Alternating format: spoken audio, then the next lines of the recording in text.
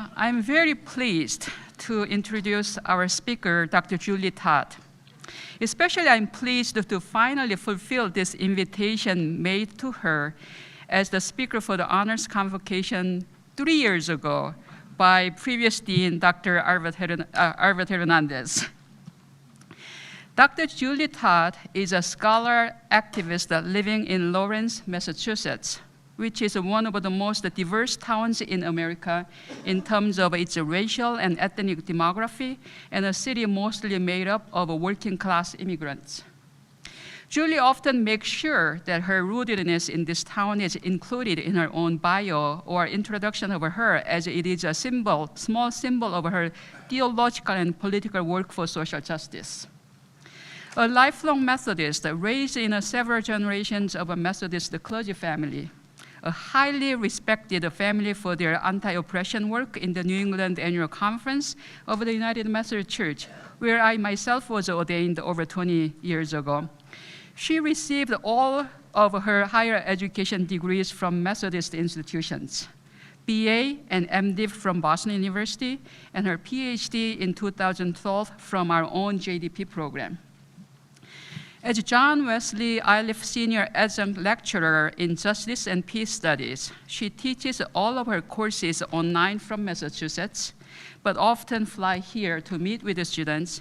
And despite her courses are online, she is regarded as one of the most available, creative, and mentoring teachers at Iliff. Her scholarship focuses on social change theory, praxis, violence, and nonviolence, and matters of privilege, oppression, and solidarity across axes of differences. In addition to her theological writings and teachings, Julie is a published essayist and poet on matters of justice-seeking and the spiritual life. As an activist, she works in her community to create transformative grassroots spaces for social justice education and practices. Among women, LGBTQIA, and racial and ethnic clergy colleagues in the New England Conference of the United Methodist Church, Julie is regarded as the person they can go to for any issues they are either struggling or need solidarity. Julie is also locally and nationally known for her work and commitment to end the anti-LGBTQIA policies and practices of her denomination through the group called Love Prevails. Her current research interests include nonviolence and ecology, and social justice in earth-honoring traditions, which she will also offer as regular courses during next academic year. Please welcome our speaker, Dr. Julie Todd.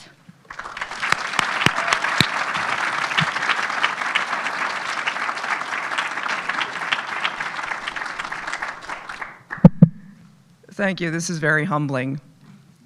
I'm going to invite some of my colleagues up who are going to support me in my speaking. And while they are coming forward, thank you, Dean Lee, for continuing to extend the invitation that I have been trying to avoid for a number of years.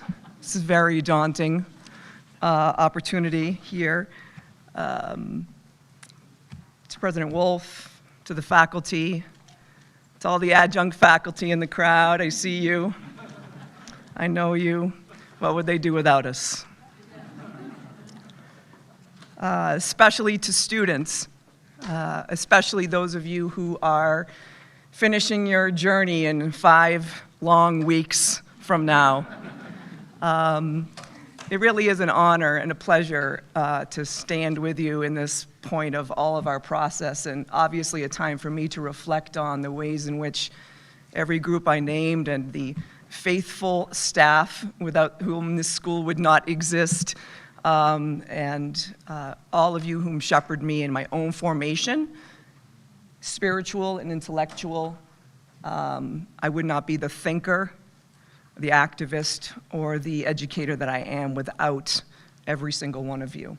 And I'm honored to teach for this school and to continue to especially learn and be formed by all of you who are students in the classes that I love to teach. This is obviously also a moment in which, especially as we anticipate endings that are beginnings, we think about the people who brought us to this moment, right? All the people on whose shoulders we stand, families and other faculty, professors of our lives, the people who made us who we are. And I cannot fail but to name one of the most important persons from ILIF in this journey for me, of course, Dr. Vincent Harding, who I have no doubt is with us in this moment. And I often heard him use the phrase in many contexts in which people in crisis were wondering, existential crisis more like, wondering what they should do with their lives, that he would use some version of his very tender response, we are the ones we have been waiting for. We who are the ones we have been waiting for. And so when I was anticipating sharing with you today and not wanting to give this offering, and spoke with Karen Ware-Joseph, who I was actually trying to help me in not doing this, and she totally called me out. And the only thing that I said that had come to mind in knowing what I wanted to say or offer was, we are the ones we have been waiting for. Karen reminded me that this line comes from a poem by June Jordan. And so I'm going to ask Karen to come up and to read that full poem as part of the sacred text from which I speak today.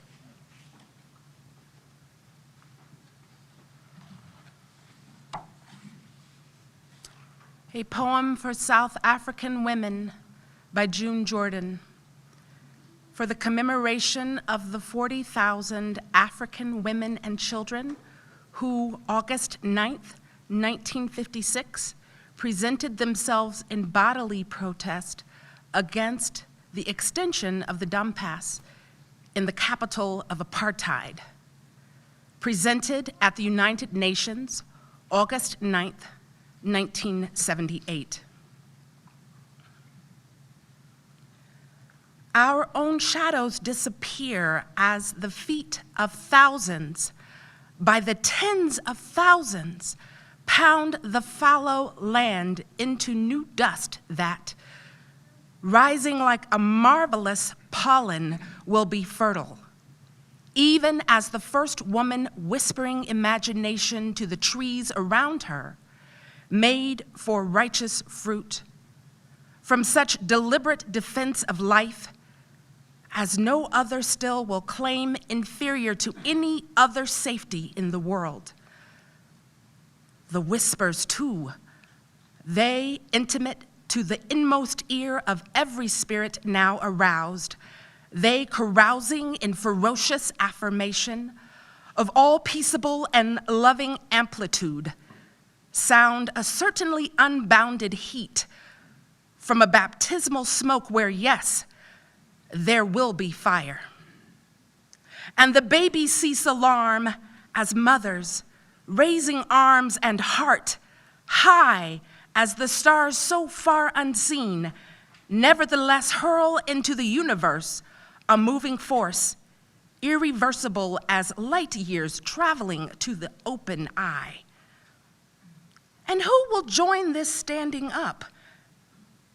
And the ones who stood without sweet company will sing and sing back into the mountains, and, if necessary, even under the sea. We are the ones we have been waiting for. We are the ones we have been waiting for. We are the ones, we are the ones, we are the ones, we are the ones, we are the ones, we are the ones, we are the ones, we are the ones, we are the ones, we are the ones. Invite you to just kind of settle into that rhythm. And you're going to try and, if you want to, listen to my words. And if you're so moved, you can join them And you'll see as this moves forward that there'll be opportunities perhaps for you to join in a way. You can do whatever you want. You don't even have to be here right now. Maybe you're not. So anyway, they're gonna be singing throughout what I say, so settle into this rhythm. And when I was engaging with Karen Ware Joseph about not wanting to do this and saying, what am I gonna say?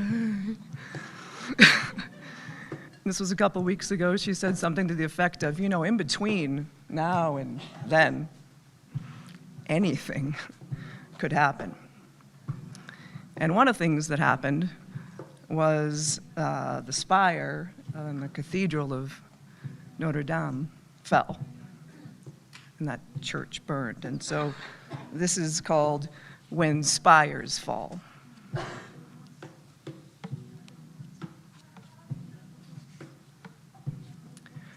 When spires fall, who are we? When spires fall, who are we? When spires fall, be they Gothic, Roman Catholic, be they white steepled United Methodist, when spires fall, who are we? We are the ones we have been waiting for. We are the ones we have been waiting for. We are the ones we have been waiting for. We are the ones. We are the ones. When spires point up to blue skies, clouds filled with daydreaming of heaven here on earth, radiant light-filled visions and moonlit skies of night flying, glorious testaments to the divine.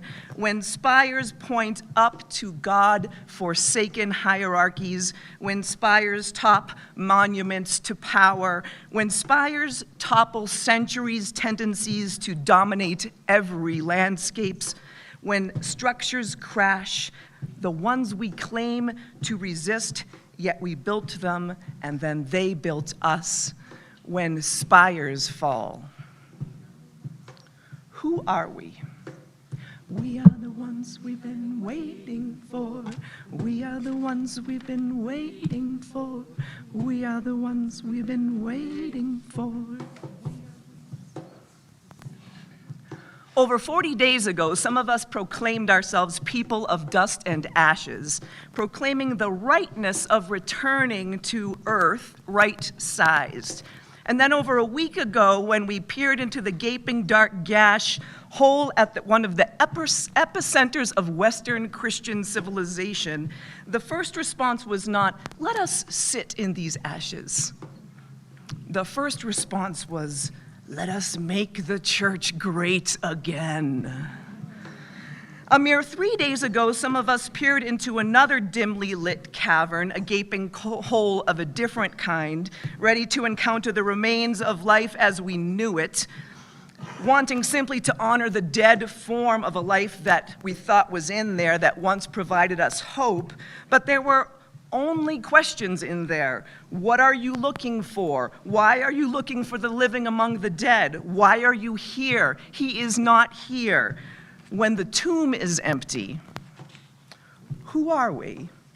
We are the ones we've been waiting for. We are the ones we've been waiting for. We are the ones we've been waiting for.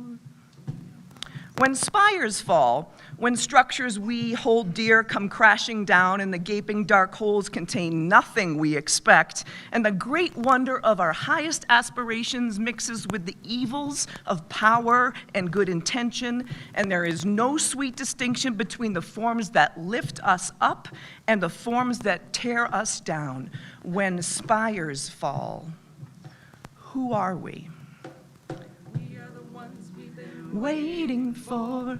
We are the ones we've been waiting for. We are the ones we've been waiting for. I wonder how the trees felt. The cathedral ceiling home to a literal forest of ancient oaks, 13,000 trees supporting 210 tons of roof and spire. How relieved were they?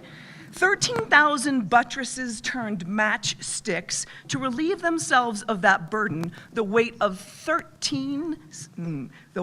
centuries of human supremacy, ripped as they had also been murdered, taken from their land, like millions of others since, those who decided that their bodies were better served, stripped and exploited for gain.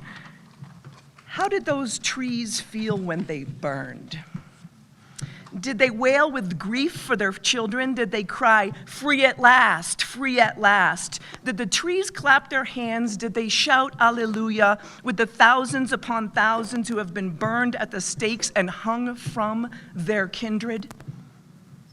Were the ancient oaks glad finally to be released, their last act to provide a massive funeral pyre to the reliquaries of domination, a ritual bonfire around which many in the world did not mourn, but celebrated, like Miriam and the women with tambores dancing, praising, "Thank God that the monuments to destruction do not last forever," and the others who organized well into the night around the glowing embers plotting?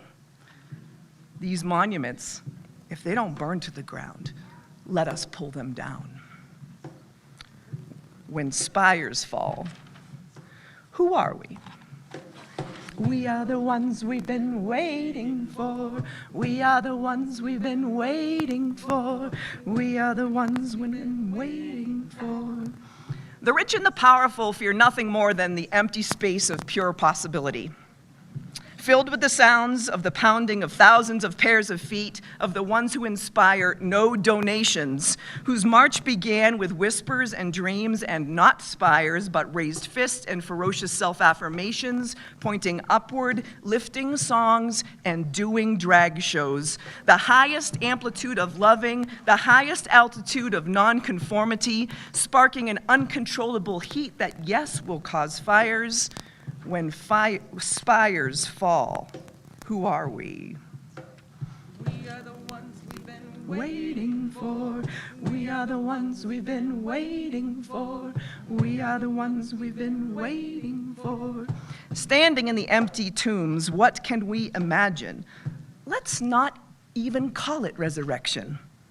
Resist the urge to fall back into old habits and concepts. Let's call it creativity. Let's call it joy. Let's call it the threat of possibility. Let us not mock tradition, but defy convention. Let us not be conformed to this world, but be transformed by the renewing of our minds and our language and our practice, because what if the most important things to be said are not sermons? And what if the most important things that need to be written are not scholarship? And what if the best places to do justice are not churches? And what when the most necessary people to lead us to liberation are not white? And what the most life-changing experiences of meaning are not on the internet? And because all of this is already true, what now? When spires fall, who are we? We are the ones we've been waiting for. We are the ones we've been waiting for. We are the ones we've been waiting for. When spires fall, be they Gothic, Roman Catholic, be they white steepled United Methodist, when denominations crumble, when broken systems expose our basic vulnerability and our basic goodness and our basic violence, when the forests are gone, when your scholarship is completely irrelevant, when your sermon sucks, when the internet crashes, when your position and power are gone, when the climate changes, when Columbine, when Abu Ghraib, when Newtown, when Mother Emanuel, when Standing Rock, when Yemen, when Berta Cáceres, when Tree of Life, when St. Landry Parish, when New Zealand, when Sri Lanka, when all that remains are ashes and ceremony and prayer and song, when spires fall, who are we? We are the ones we've been waiting for. We are the ones we've been waiting for. We are the ones we've been waiting for. We are the ones we've been waiting for. We are the ones we've been waiting for. We are the ones been waiting for. We are the ones we've been waiting for. We are the ones we've been waiting for.